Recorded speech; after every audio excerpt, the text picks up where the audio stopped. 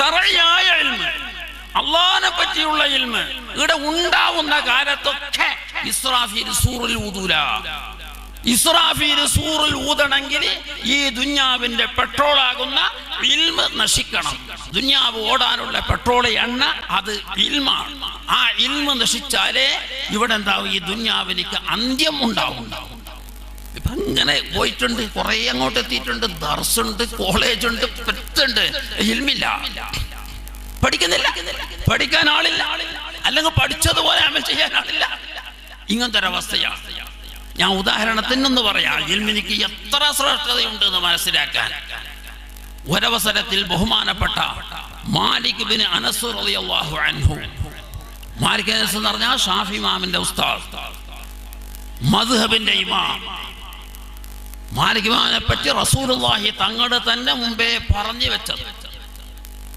എല്ലാ ആൾക്കാരും ഈ മദീനത്തിലേക്ക് വരും ഒരു ആലിമിന്റെ വെക്കുന്ന ഇൽമ് പഠിക്കുവാൻ വേണ്ടി എന്ന്.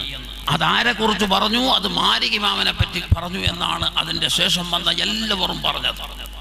അങ്ങനെയുള്ള മാലിക് ബിൻ അനസ് റളിയല്ലാഹു അൻഹു, അവരടുക്കൽ അബ്ദുല്ലാഹി ഇബ്നു അബ്ദുൽ ഹകം എന്ന് പറയുന്ന ഒരു മഹാൻ കിതാബോധയും കൊണ്ടുണ്ടായിരുന്നു. ഈ പറഞ്ഞ ഇബ്നു അബ്ദുൽ ഹകം എന്ന് പറഞ്ഞാൽ ഷാഫി ഇമാമിന്റെ കൂട്ടുകാരനാണ്, ഷാഫി ഇമാമിന്റെ കാലക്കാരനാണ്. ഷാഫി ഇമാം ജനിച്ചത് ഹിജ്റ 150-ലാണ്. ഈ പറഞ്ഞ ഇബ്നു അബ്ദുൽ ഹകം ജനിച്ചത് 150-ലാണ്. ഷാഫി ഇമാം തങ്ങൾ വഫാത്തായത് 204-ലാണ്. ഇവർ വഫാത്തായത് 214-ലാണ്. ഷാഫി ഇമാം തങ്ങളുടെ ഖബറിന്റെ മുമ്പുള്ള ഖബറാണ് ഇവരുടെ ഖബർ എന്ന് ചരിത്രത്തിൽ കാണുന്നു. മിസ്രിലുള്ള ഷാഫി ഇമാമിന്റെ ഖബറിന്റെ ഖിബിറിന്റെ ഭാഗത്ത് നിൽക്കുന്ന ഖബറാണ് ബഹുമാനപ്പെട്ട ഇബ്നു അബ്ദുൽ ഹകം റളിയല്ലാഹു അൻഹു അവരുടെ ഖബർ. ഈ ഇബ്നു അബ്ദുൽ ഹകം പറയുന്നു, ഞാൻ മാലിക് ഇമാമിന്റെ അടുക്കൽ പഠിക്കുന്ന കാലം ളുഹുർ നിസ്കാരത്തിന്റെ സമയമായി. നിങ്ങൾ ഇൽമിന്റെ ശ്രേഷ്ഠത മനസ്സിലാക്കാൻ വേണ്ടിയിട്ട് ഞാൻ പറയുന്നത്. ളുഹുർ നിസ്കാരം ഇങ്ങോട്ട് ആസന്നമായി. ഞാൻ കിതാബെല്ലാം പൂട്ടിയിട്ട് നിസ്കാരത്തിലേക്ക് നിൽക്കാൻ വേണ്ടി പോയി. അപ്പോഴാണ് ബഹുമാനപ്പെട്ട മാലിക് ബിൻ അനസ് പറയുന്നത്, മല്ലദീ ഖുംത ഇലൈഹി അഫ്ളലു മിനല്ലദീ ഖുംത അലൈഹി ഇദാ സഹത്തി നിയ്യതു. നീ ഇപ്പൊ എന്തിലേക്കാണോ നിന്നത് അത് ളുഹുർ നിസ്കാരത്തിന് അതിന്റെ ആദ്യ വഖത്തിൽ നിസ്കരിക്കാൻ വേണ്ടി നിന്നത്, അതാണ് നിന്നത്. ആ നീ നിന്ന ഒരു നിസ്കാരം വഖത്തിന്റെ ആദ്യത്തിൽ ചെയ്യുന്ന ആ നിസ്കാരം അല്ല, അഫ്ളല ശ്രേഷ്ഠമായതല്ല. എന്തിനേക്കാളും മിനല്ലദീ കുൻത അലൈഹി, നീ ഇതുവരെ ഉണ്ടായിരുന്നത് എന്തിന്? പഠിക്കുന്നതിന്. ആ പഠിക്കുന്നതിനേക്കാൾ അഫ്ളലല്ല. പക്ഷേ ഒരു ഖൈദുണ്ട്, ഇദാ സഹത്തിൻ നിയ്യതു, പഠിക്കുന്നതിൽ നിയ്യത്ത് സഹിയാകണം. പഠിക്കുന്നതിൽ നിയ്യത്ത് സഹിയായാൽ നീ ഇപ്പോ നിസ്കാരത്തിലേക്കാണ് നിന്നത്, അവ്വലഖുതരി നിസ്കരിക്കാൻ വേണ്ടിയാണ് നിന്നത്, അത് ഈ പഠിക്കുന്നതിനേക്കാൾ അഫ്ളലല്ല, ശ്രേഷ്ഠമായതല്ല എന്ന് പ്രിയമുള്ള സ്നേഹിതന്മാരും ശ്രദ്ധിക്കണം. അവ്വലഖുതരി നിസ്കരിക്കുക എന്നുള്ളത് ഈ ലോകത്ത് ചെയ്യുന്ന അമലുകളെ കൂട്ടത്തിൽ ഒന്നാമത്തെ അമലാണ്.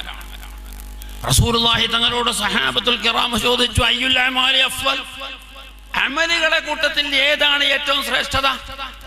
അപ്പൊ പറഞ്ഞു, അസ്സലാത്തു ലിഅവ്വലി വഖ്തിഹാ, നിസ്കാരത്തിന്റെ വഖത്തായാൽ ഉടനെ നിസ്കരിക്കാം.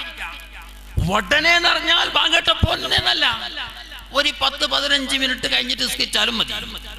പള്ളിയിലാകുമ്പോൾ പ്രത്യേകം ജമാഅത്തിന് ആരെങ്കിലും വരുന്നുണ്ടെങ്കിൽ അവിടെ ഒരു 15 മിനിറ്റ് കാക്കണം എന്നാണ് ശറഇന്റെ നിയമം. ഒരു പള്ളിയിൽ ബാങ്ക് കൊടുത്തു, ആ ബാങ്ക് തീർന്നതിന്റെ ശേഷം ഏറ്റവും ചുരുക്കം 15 മിനിറ്റ് കാക്കണം. ഇപ്പൊ പല പള്ളികളിലും 10 മിനിറ്റ് കാണുന്നുണ്ട്, അത് ശരിയല്ല. 15 മിനിറ്റ് കാത്തേ തീരും. ബാങ്ക് എടുത്തിട്ട് ഉടനെ നിസ്കരിക്കാനല്ല, 15 മിനിറ്റ്. പിന്നെ മഹല്ലത്തിന്റെ വിശാലം അനുസരിച്ചിട്ട് 1, 2, 3 മിനിറ്റ് കൂട്ടണം.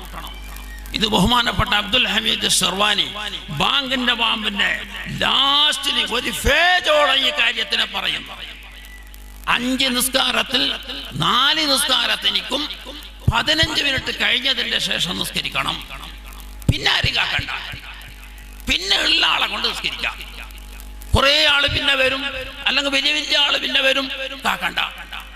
ഉള്ള ആളെ കൊണ്ട് 15 മിനിറ്റ് കഴിഞ്ഞപ്പോൾ നിസ്കാരം തുടങ്ങണം എന്ന് അബ്ദുൽ ഹമീദ് സർവാനി ഇങ്ങനെ പറഞ്ഞിട്ട് പറയുന്നു. ഹാദാ ഖുലാസതു മാ ഫി തുഹഫത്തി വന്നിഹായത്തി വൽമുഗ്നി വൽഅസ്നാ.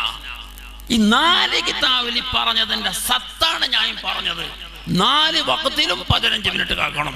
മഗ്രിബിൽ കാക്കണ്ട. മഗ്രിബിൽ 2 റക്അത്ത് സുന്നത്ത് നിസ്കരിക്കുന്നുണ്ടെങ്കിൽ നിസ്കരിച്ചിട്ട് ഉടനെ തുടങ്ങണം. ഇത് അവ്വൽ വഖത്തിൽ നിസ്കരിക്കുന്നതിന്റെ വിധിയാണ്. ഇങ്ങനെ നിസ്കരിച്ചാൽ മതി അവ്വൽ വഖത്താവും. എത്രത്തോളം എന്ന് പറഞ്ഞാൽ നബി സല്ലല്ലാഹു അലൈഹി വസല്ലമ തങ്ങൾ ഒരവസരത്തിൽ മദീന പള്ളിയിൽ ബാങ്ക് കൊടുത്ത ഉടനെ ഉണ്ടായില്ല. തങ്ങൾ സാധാരണ പള്ളിക്ക് വരുന്ന സമയത്ത് പള്ളിക്ക് എത്തിയില്ല. സാധാരണ പള്ളിക്ക് എത്തുന്ന സമയത്ത് നബി തങ്ങൾ എത്തിയില്ല. വളരെ മനസ്സിലാക്കേണ്ട കാര്യമാണിത്. അപ്പൊ എന്താക്കി സഹാബത്ത് ജമാഅത്താക്കി തുടങ്ങി. 2 പ്രാവശ്യം നടന്നിട്ടുണ്ട്. ഒരു പ്രാവശ്യം ബഹുമാനപ്പെട്ട സിദ്ദീഖുൽ അക്ബർ ഇമാമത്ത് നിന്നു. പിന്നെ ഒരു പ്രാവശ്യം അബ്ദുറഹ്മാൻ ഇബ്നു ഔഫ് ഇമാമത്ത് നിസ്കരിച്ചു.